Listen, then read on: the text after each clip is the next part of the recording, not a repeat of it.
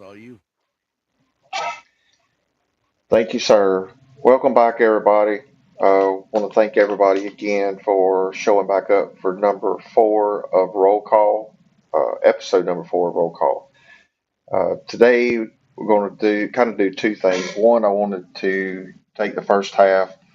I've been doing some more research this week, and I found some interesting information about what some of the professionals are saying that school safety should look like.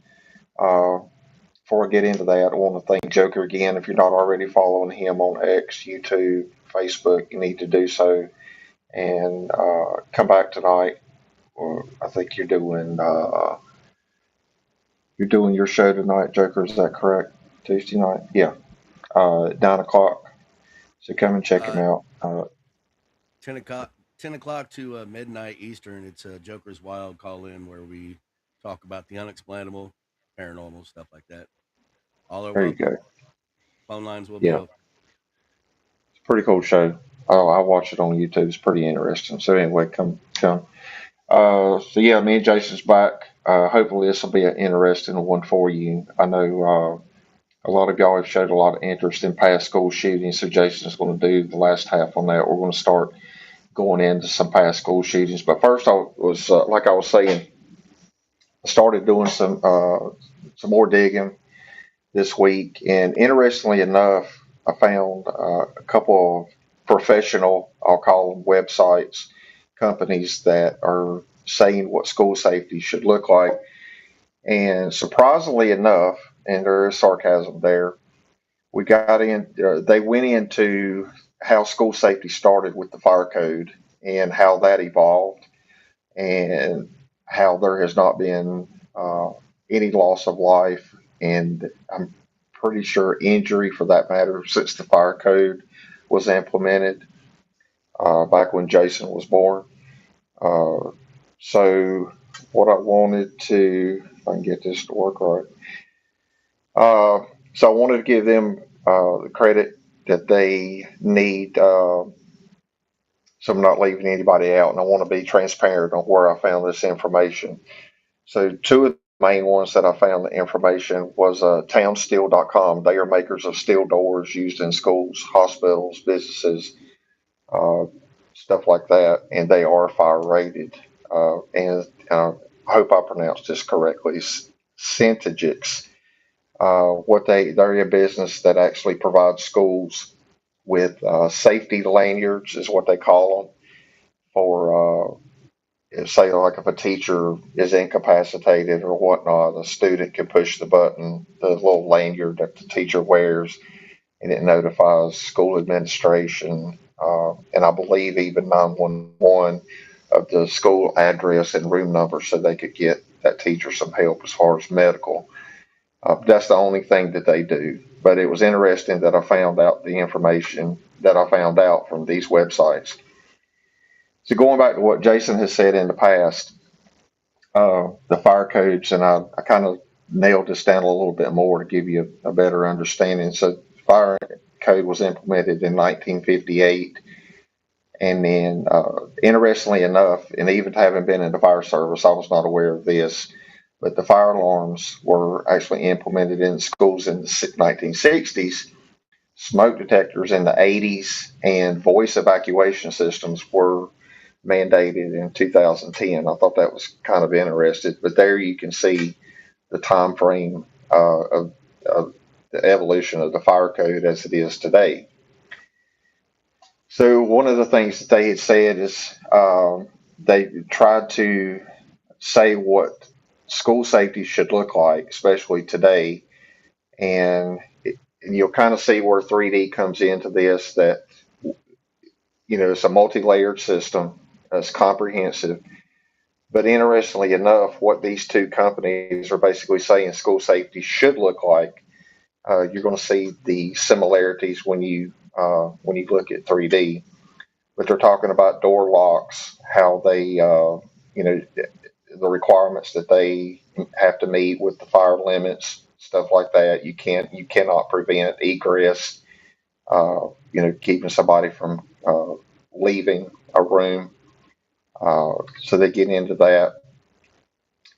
Uh, I was also not aware of this. So on the fire code side, um, the fire rating, the minimum has to be 20 minutes. It could be anywhere up from 20 minutes to, I believe it was an hour and a half for a fire code rating inside of a school for a door. Uh, like I was saying, this steel door company, they do up to 3 hours.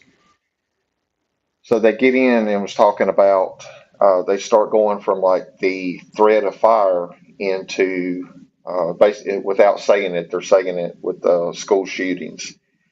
Where we are today, as far as they are concerned, we're not where we need to be. But interestingly enough, here we are with 3D response. They're just not aware that we're out there. There's, and they, basically back up what Jason has said. Fire codes have protected schools from fire hazards, and without the fire codes, you probably have a lot more injuries and maybe even fatalities if we had had the fire alarm or the fire code with the fire alarm system, sprinkler systems, and the notification system. Uh, so when you look at what they're saying school safety should look at, then you bring in 3D. So just a reminder that we do have a patent. Uh, so in the 3D response system, there again you've got the multiple layers, and I just want to go ahead and put out that some of the layers that 3D has, we don't talk about for obvious reasons. So it's not everything is what we're going to talk about today. It's not the whole system. There's some things we just don't talk about for obvious reasons. Um, so we're talking about visitor management. They were saying that, after a couple of the shootings, they were talking about visitor management. Jason has talked about this. You had one school shooting, and after that one, they started talking about visitor management. So, we have that. This is a screenshot of what the very first part of 3D, if you want to call it that, is over there on the left. You've got part of the SIS system, the suspect identification system, and on the right, you can see that's in the office of one of the schools where you have the police button and the SIS system. The police button has to be pressed before the SIS system will actually work. And what that does is it emits a bright yellow powder that marks the suspect in a vestibule. You can't even see. So that in itself can be a deterrent. And when they leave, they're marked. So if you see a bright yellow person running down the road, that's probably more than likely your suspect. Is there is much more than that, Jason? I don't want to skip over anything that you want to talk about as far as the SIS.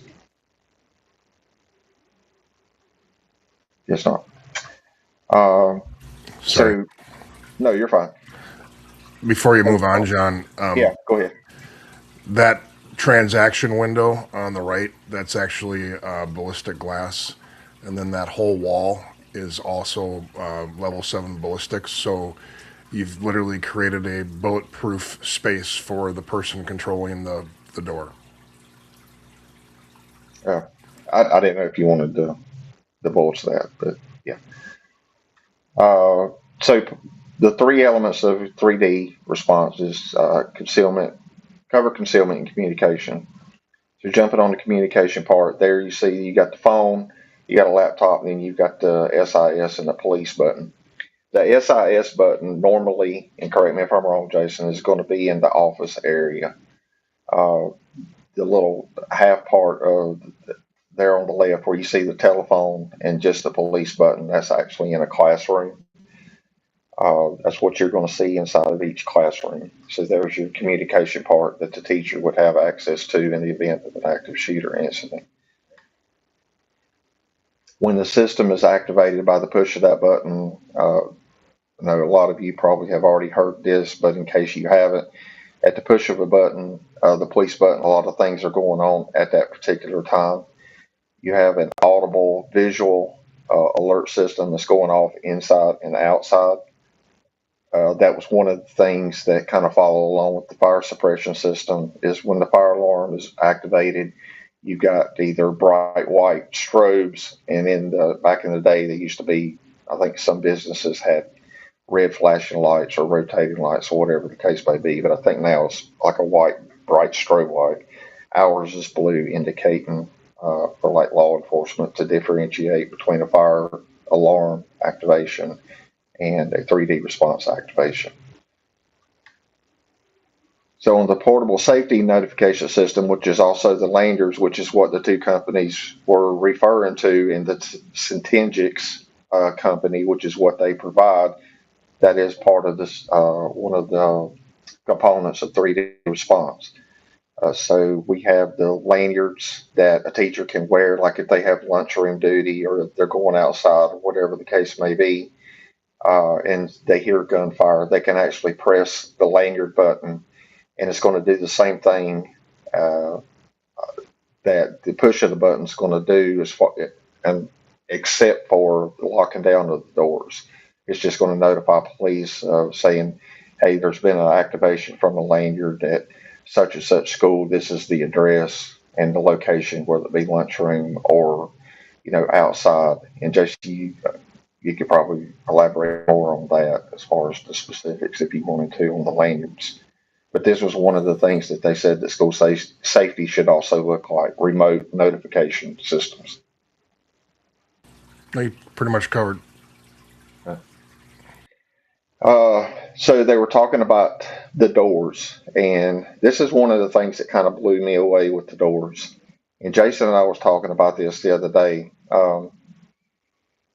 On the door safety stuff, and I'm not going to go into the weeds a lot on this for, again, obvious reasons, but you can't prevent egress. So we've been asked that question a lot of times. Well, if the system is activated and they need to get out, how can you prevent them from getting out? We can't. National Fire Code says that you cannot prevent egress. So if somebody's actually in the room and they need to get out or want to get out, they can. Nothing's keeping them from doing that. It's just going to prevent somebody from coming in. So in the picture on the left, you've got the, I'm going to call it the head unit at the top of the door frame. When the button's pushed, there's 1,200 pounds of magnetic force that's placed on that. And then the bottom left picture is, I'm going to call it the receiver part, which is on the door. You're not getting that door open. And one of the things I was thinking about, and I took 2 round magnets that I had from the little things you put on your refrigerator to hold notes and stuff up with. So I took 2 round magnets. And if you think about it, when you put those 2 magnets together and they stick together, you cannot, or I've not been able to break those apart pulling straight out. You have to slide them to get them to break loose. You have to slide them around, up, down, left, right, whatever. You cannot pull them apart pulling straight out. It's the same concept with our door locks. And these are probably, I don't know, maybe a pound or 2 magnets that's on your refrigerator door. This is 1,200 pounds of magnetic force on the door, so you're not getting that open. So that's, and a lot of people saying, well, can't they just shoot it? No, the brains is what I'll call it of this system are off-site, and they cannot be shot or disengaged. So there's no worry about having to or being able to shoot that and get it to disengage. We've had some questions on that.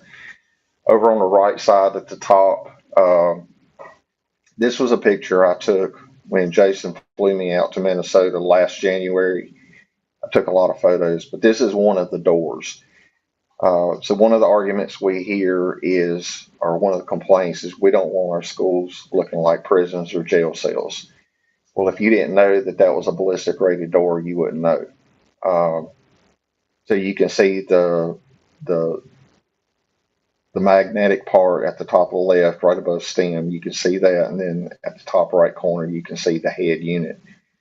But yeah, that's a ballistic rated door, and it's on a different hinge system than most doors. So when that's activated, you're not shooting through it. You're not getting through it. You're not opening that door. That was one of the other things that they had said on the fire protection side is you needed fire rated doors. Jason, correct me if I'm wrong. This was a question I asked Pete actually several weeks ago about the fire rate on the door, and he said they were up to 1 hour.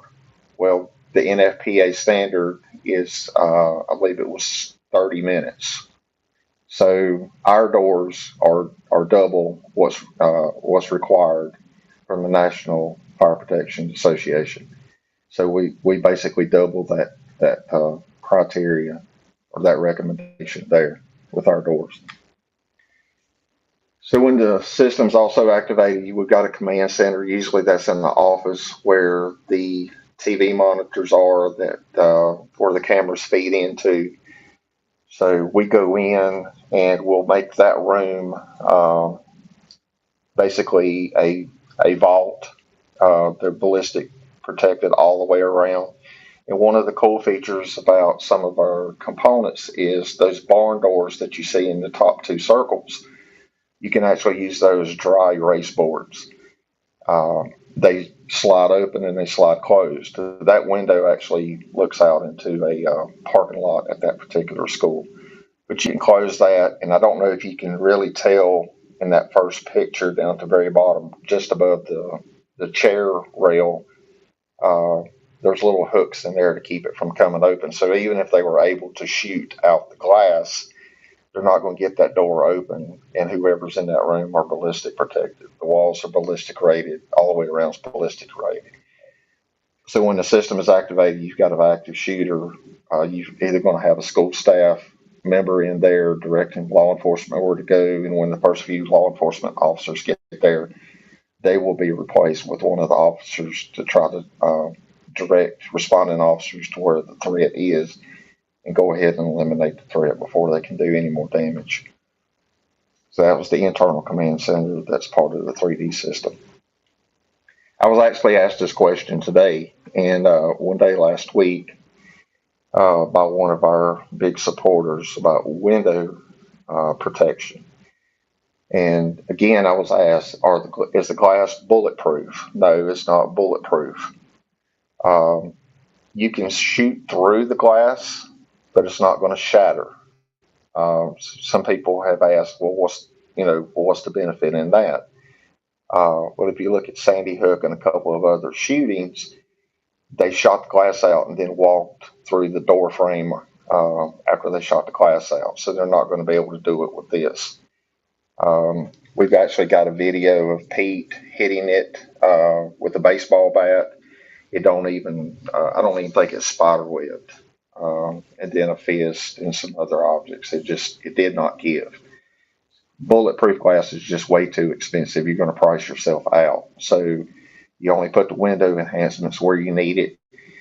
In that picture, and I'm not going to say, but Jason had told me where the the wind enhancement went or where it was.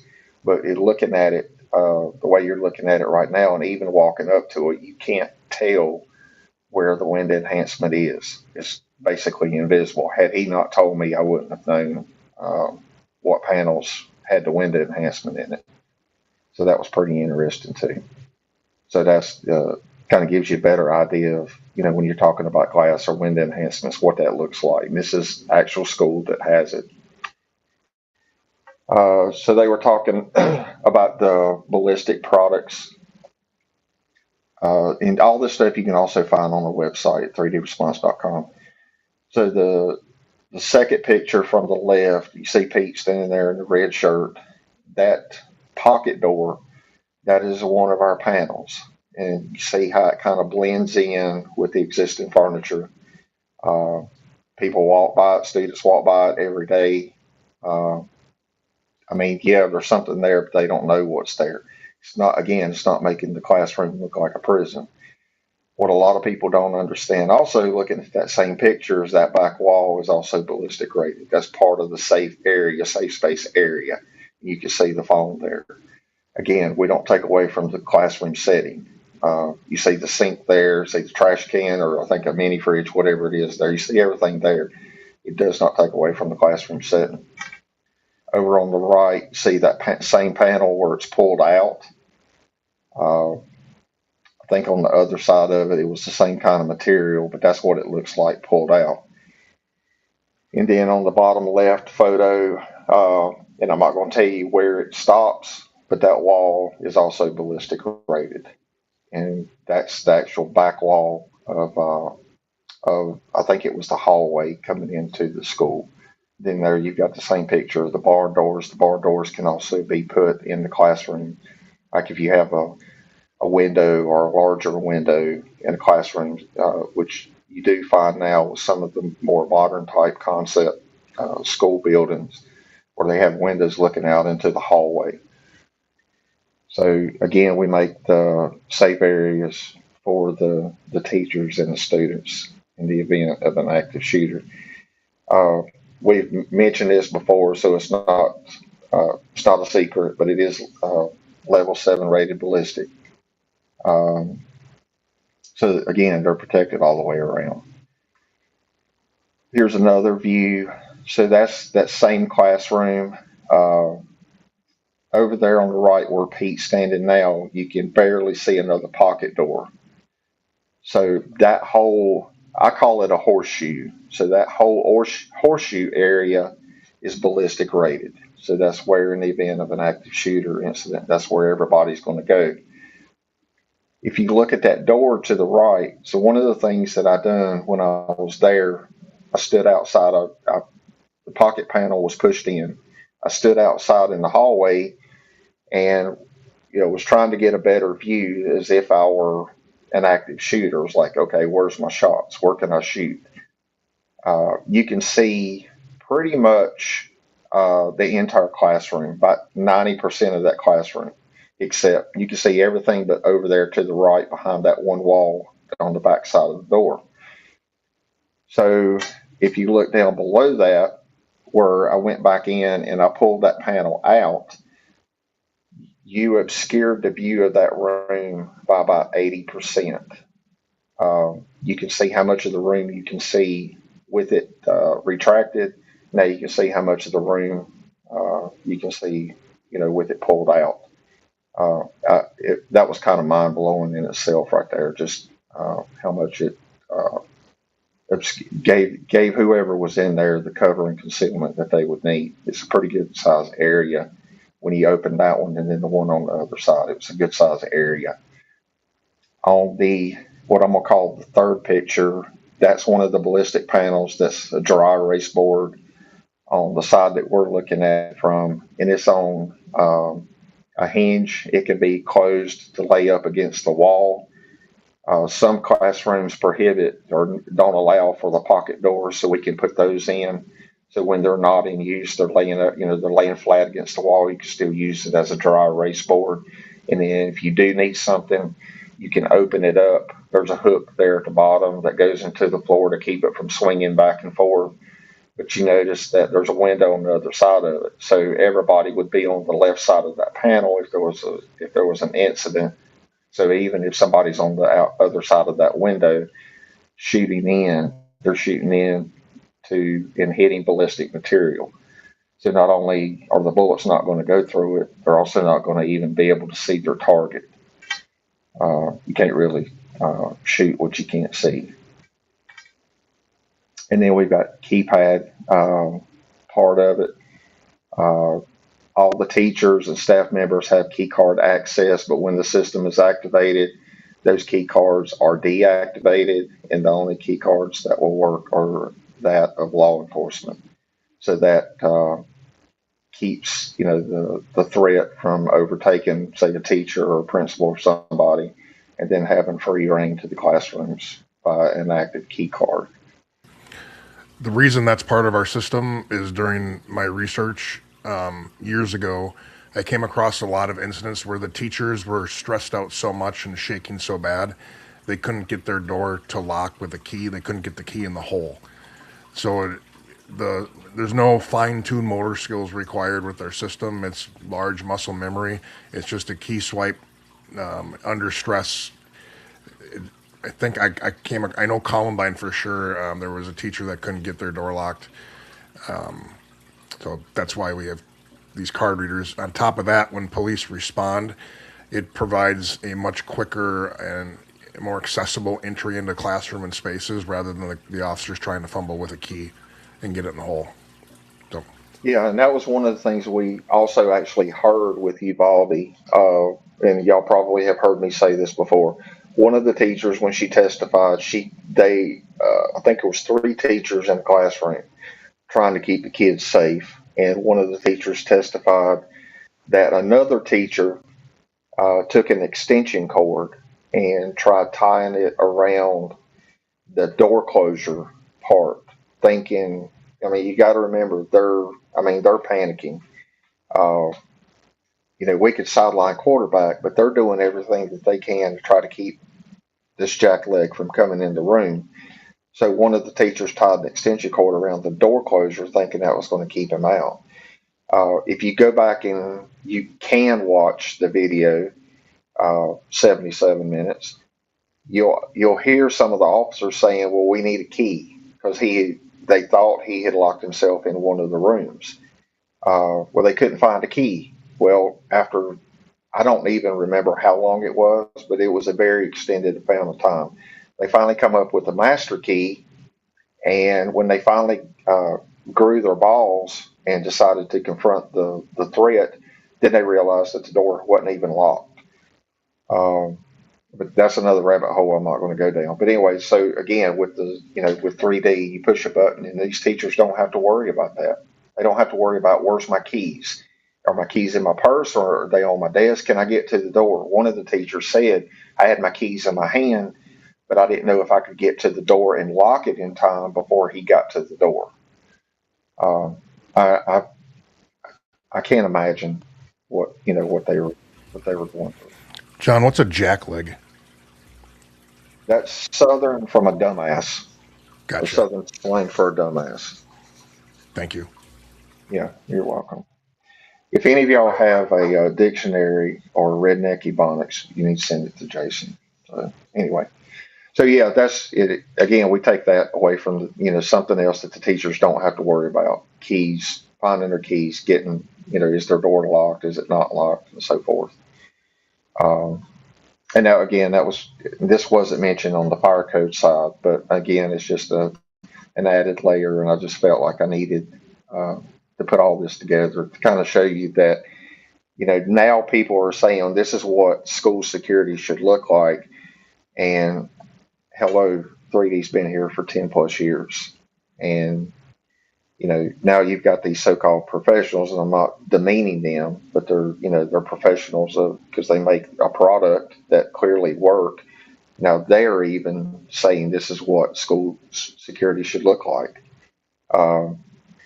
And in one of the articles that I read from, I think it was the steeldoor.com website, they said, we finally had mandated fire code implemented just to keep our schools safe as far from fire.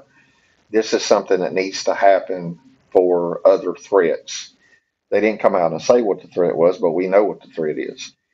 And that's what, Jason and Pete and all them up in Minnesota has been trying to get passed in the state of Minnesota is a fire code, or not a fire code, but a building code that basically puts 3D in every school and gives them what they say we need across the United States. So if anybody wants that wording or that website or whatnot, let me know, and I'll be glad to send it to you if you know somebody in your capital of your state or senator or whatnot. Ashley asked a question. It only prevents someone from getting in but not out. That's correct. That's per fire code. You have to allow for egress, and that egress can only be a one motion act. So I see a lot of products that I've confused how they're in complete violation of fire code being sold. Like the door club, that's more than one action for you to exit that door. So that's why our system is what it is, because it's within fire code. Yeah. So that's all I had on that. I think Jason's going to dive into Sandy Hook, I do believe. But if anybody's got any questions, post them and we'll try to get to them. Joker, can you play that little video from Sandy Hook? I like to go back and look at different cases and see what happened. 9:30 this morning, it was a normal start to the day out here. About 600 students in the class here, about 50 faculty members. We don't really have a complete read yet on the layout of the school or the timeline, but we've been trying to piece it together all day long.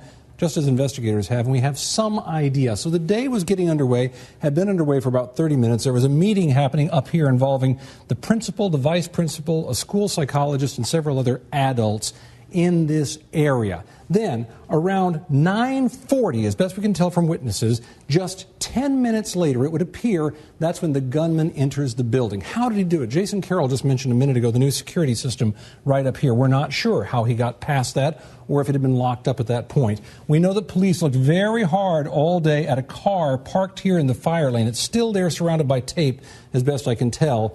The suggestion would be from this and from witnesses that, in fact, somehow the gunman did come right through the front door here into the school, and almost immediately people throughout this building reported hearing gunfire. 9:41, that's when the calls started coming in to 911.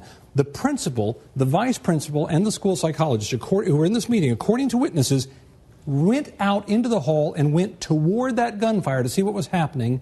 They were shouting, many shouts and shots, and the vice principal came back into the meeting room wounded, but the other two did not. Authorities say all of the shooting happened really in a relatively short period of time, and they say the gunman did not roam around, but generally stayed in just 2 rooms and a hallway right up here. That's, in fact, where they ultimately found him.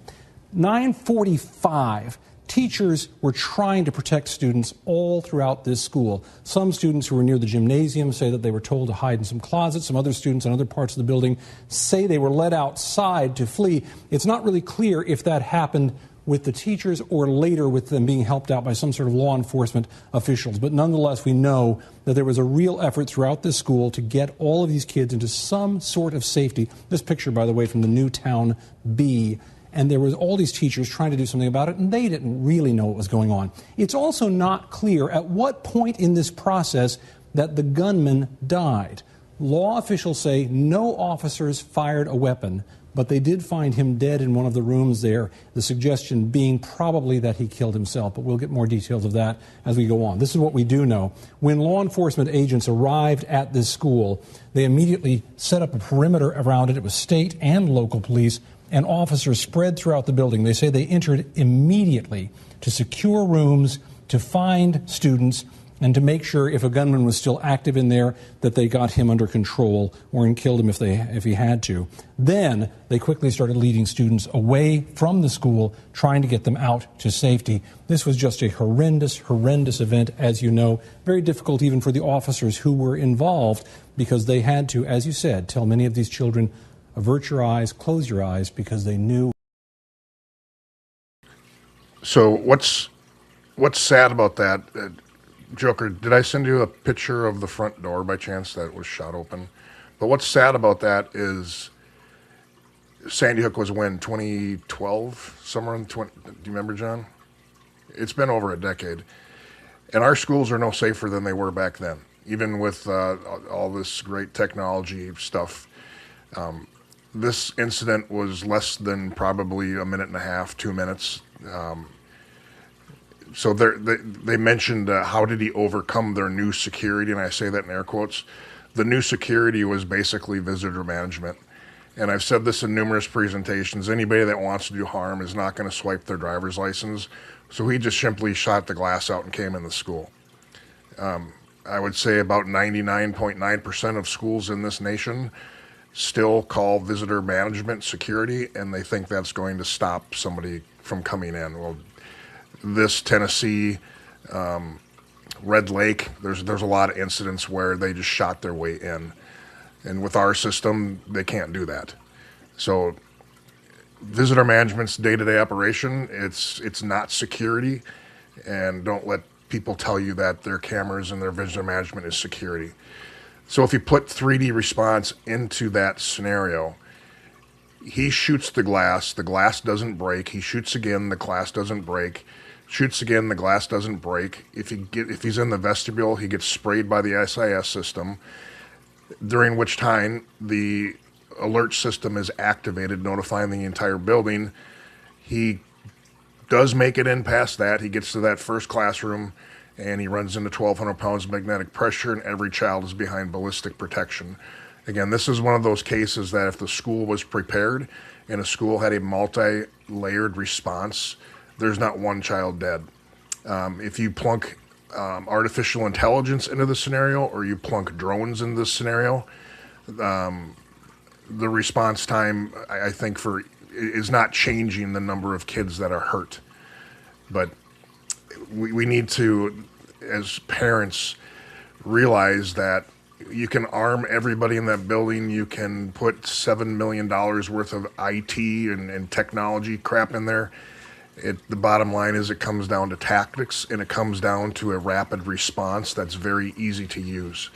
And if you can lock your entire building down, your classroom with your kids within 10 seconds, you've just saved every one of their lives. This Adam Lanza had absolutely zero hindrance from shooting the glass to walking in that first door. He also said that teachers were having kids to hide in closets. That's not safety, that's just concealment. And if located, you're basically a fish in a barrel. So it's barbaric what the response was at Sandy Hook, and the sad part, it's still barbaric to this day, even though these drones sound really cool or gun recognition sounds really cool. It's still not a tactical response, and we're not going to see any benefits from those products. Sorry, I'm just being blunt. But how many were killed in this, John? Do you remember? Was it 21? Yeah, it was 17. 17, yeah, 21 injured, or 21 total. Yeah. Yeah. So if 3D Response was in the school, he doesn't get in the building. If he gets in the building, he's blasted with dye. If he gets past that, he runs across doors that he can't enter. So there's not one person hurt. But that's the frustrating part I have and have had, is that the lack of people willing to listen and the emotion that goes into decisions without thinking from a tactical response. So completely night and day different turnout if they were prepared. Go ahead, John. Yeah, one of the things that I read in that timeline was when he first shot. I guess it was when he was shooting at the glass. 3 administrative teachers knew that that's what it was gunfire. So they went out into the hallway to see what they could do, and only one of them was. I mean, he was hit, but only one of them made it back to the room. You hear gunfire, just like with Uvalde, you activate the 3D system. You don't even, I mean, you may go out to make sure, there's no kids out there, but jerk them in a room and, you're protected. I mean, again, with Sandy Hook, and I know this was 2013, but I mean, just like with Uvalde, they didn't have anything. So 3 administrators go out to see what they could do, and only one of them made it back. I need that book, The Flavorless Yankee Crackers. Yeah. Yeah, this week's episode was brought to you by Hillbilly Hood Language for Flavorless Yankee Crackers, brought to you by Jason. For those of you who live in the North and do not have a clue how to talk, simply click the link below and we'll hook you right up. There you go. Yeah, I don't own it. I should probably get it. Is there an affiliate link? Do you get a commission or kickback off this? Working on that with Jack Danger. Working on that. But back to Sandy Hook. I don't know what it's going to take for this nation, our politicians and our educators, to actually start to look at this from a different point of view. My fear is it's going to be another Our Lady of the Angels School fire disaster where there's 95 children dead before we finally pull our head at our asses and realize that what we're doing is not working. It's so infuriating to me to listen to the debate that goes on with this topic on different levels, and the emotion behind their perspectives, both politically and just amongst people. That the unwillingness to listen and the stubbornness that goes into this. I get the passion to keep our kids safe, but I've said this before, this is the one topic that you see a different quote unquote system from school to school, and it needs to be defined. And it needs to be defined by people that actually have a clue how to keep people safe. And until that happens, I don't think we're going to see a change. Well, Lisa makes a good point. She said it's going to take many more before these administrations listen. It is sad because if you look back at, what prompted the fire code and fire alarm system and smoke detectors, it, you know, it took just under 100 kids to die. And we have far surpassed that with active school shootings. And it's, when I compare those numbers to what it took to get the fire code done and, audible fire notification system, evacuation system, the sprinkler system, the smoke detectors. Like, it's like when that ball got rolling, it may have taken a few years, but when that ball got rolling, it kept rolling. And I mean, when was the last time have you heard of a school fire that had any injuries? I haven't, and I'm 56 years old. I haven't. Um, so it's like, but and I don't know the number, um, but we're up into the hundreds of deaths from school shootings just since uh, 2012, 2010. And, they just keep throwing money at stuff it's not going to protect them at the end of the day. Have you guys seen that video on the drones attacking the dummy? No, I have not. No, I have Oh not. God, we got to find that. Yeah. So John and I were talking on the phone. The latest craze, like John was saying, a year ago it was AI, and all these schools jumped on this artificial intelligence bandwagon, and now that's proving to be not working like they thought. So the latest trend, and it's going pretty good down in the Texas area, I believe, and Florida. There's a box that is put in the school somewhere, and there's 3 drones.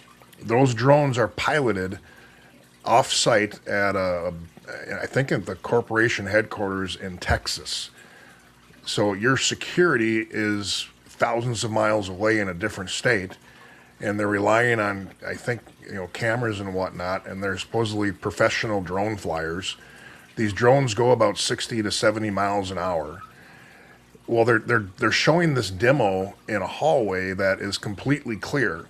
Well, if your only response is run, hide, fight, I guarantee you that those hallways are not going to be clear. It's going to be chaotic. And then the drones are equipped with pepper ball or pepper spray. And I was telling John this the other day, but I've been pepper sprayed probably a dozen times in my career, all of which were by my partners, spraying me because I was wrestling with a guy and I got kind of the side spray of it. Well, we wanted, instead of the dye in the vestibules, we had pepper spray in those. And we went to the state fire marshals and they shot that down. They said you cannot hinder somebody's ability to exit, and loss of eyesight or loss of vision will hinder that, and it was a violation of fire code. So I'm curious too, if you're firing pepper balls from a drone at a suspect and there's other kids around, that's going to be a big no-no. So I don't understand how some things are allowed. And then they had a dummy, a mannequin basically, and they were showing this drone just flying at this. Did you find it, Dave? Just so happens I did. Hang on. Cool. Yeah, play that. It's better than me talking about it.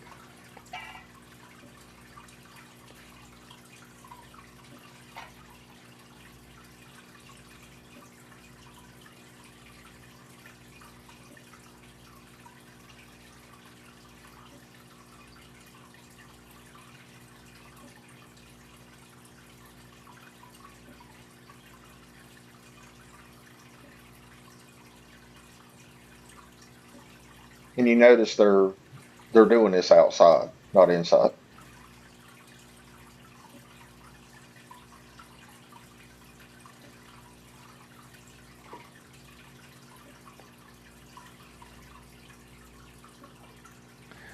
Yeah,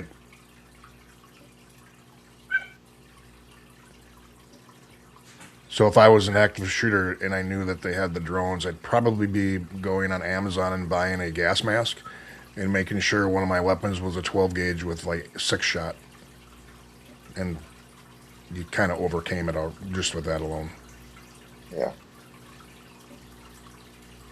And so, and like Jason was saying, we were talking about this the other day, so it piqued my curiosity. And I have been in the fire service, so I started looking at the fire code, and there are a lot of states. It's not a federal, it's not the NFPA standard or code, but many states have laws, actual laws on the books, where you cannot dispense or emit pepper spray or pepper ball inside of a school building. It's against the law. You cannot do it.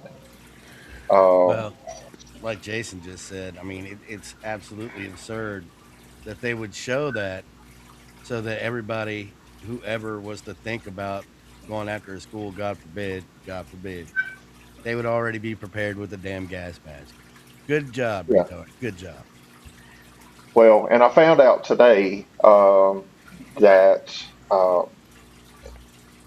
well, I remembered it the other day, but some of y'all may remember. So I think it was summer of last year. Trump signed an executive order, and it was basically targeting DJI drones. But in part of that executive order, it prevents any domestic drone manufacturing company from using any of the components made from China. The components have to be made here in the U.S. There are a couple of drone companies that have started doing this, but because the parts are being made here in the U.S., the cost of the drone has quadrupled. So there's your increase in the cost of the drone. So one of the questions that was asked rhetorically was, are any of these companies that are using these drones for school security, are they violating federal law? How many of these drones are out there or going to be out there that have Chinese made components inside of them? So that's going to be probably not only interesting, but again, it's probably going to be short-lived. But between the state laws preventing pepper spray emissions and then the drone component part, I think this is going to be more short-lived than the AI weapon detection. What in the hell was that robot in class stuff? Is that a new idea now? What are these Did you guys see that? That's where Chicago was thinking about purchasing some robots, quote unquote student aids, that would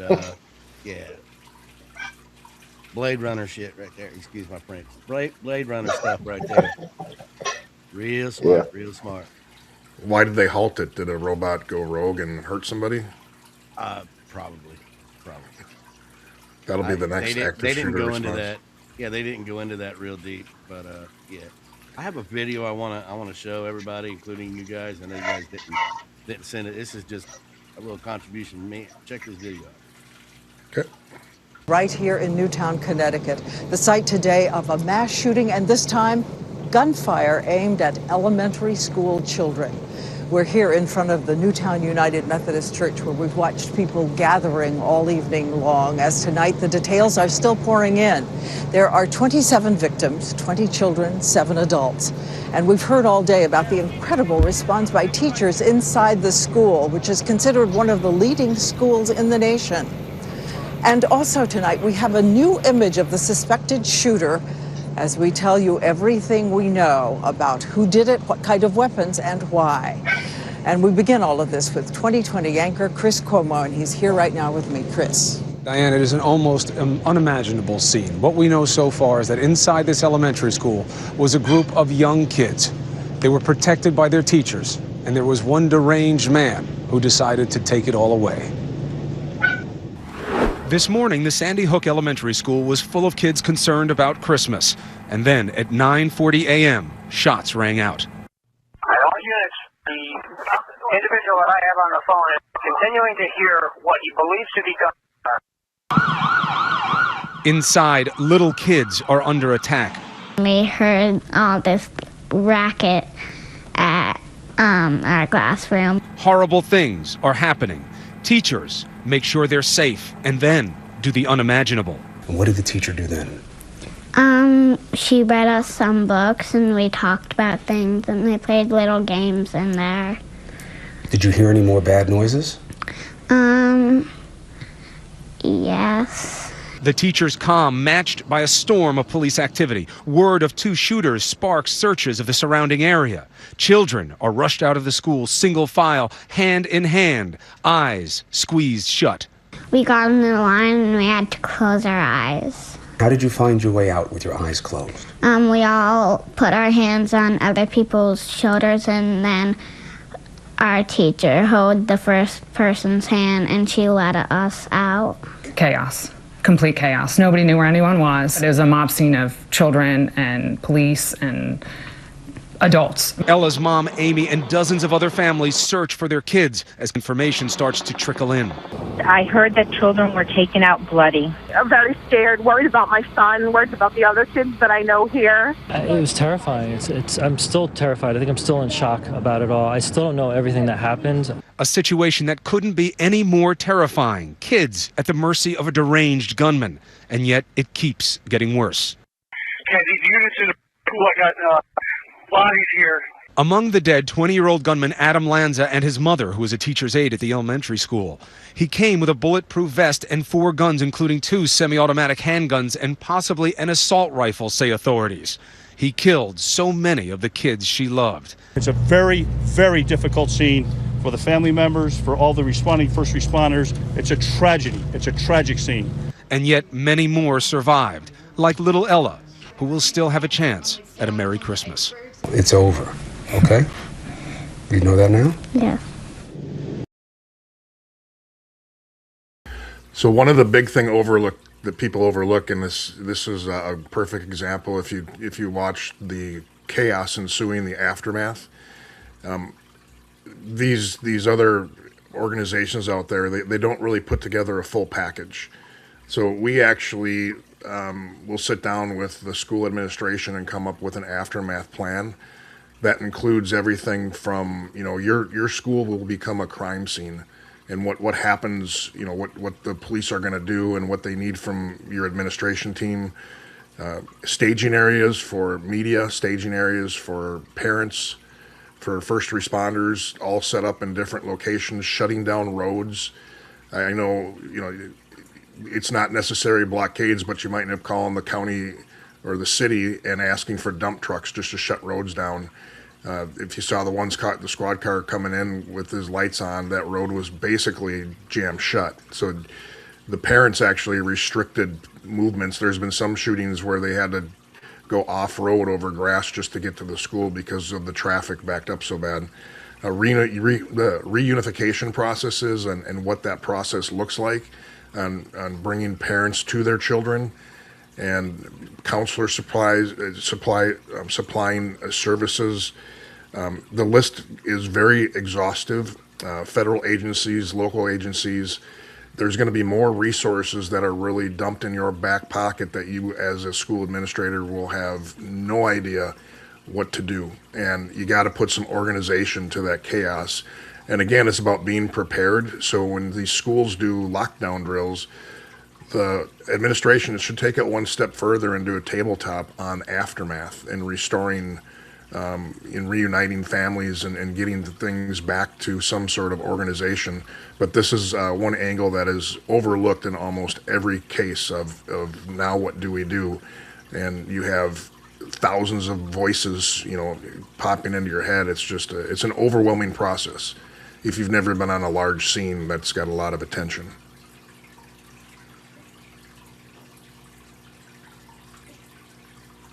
You there, John? Sorry, my mic was muted. Yeah, that's in. I think again, that's not to beat a dead horse, but that's one of the advantages of having 3D is it's a lot of components that people don't even think about having until they need it, and they was like, well, we didn't think about that, or we didn't think about this. Again, it's about being proactive instead of reactive.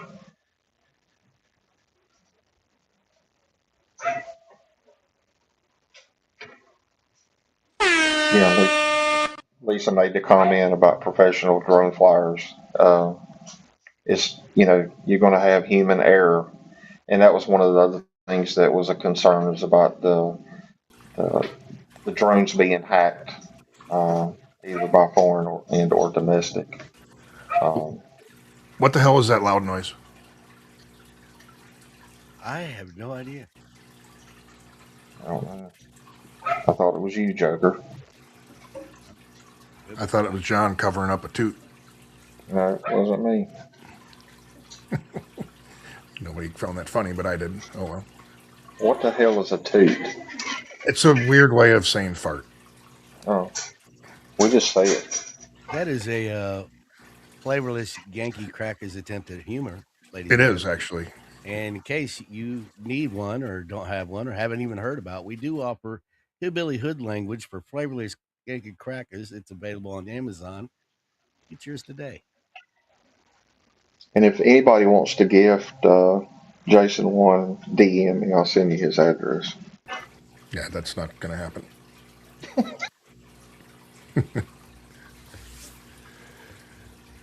Well, I go ahead, Joker. No, you go ahead. Go ahead. Oh, I was going to say, I think we kind of covered Sandy Hook, and John broke down the kind of the different components of it.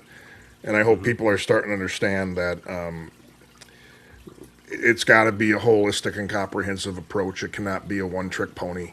It's just it's too big of a deal to throw a drone at the problem. It's just it's a pipe dream.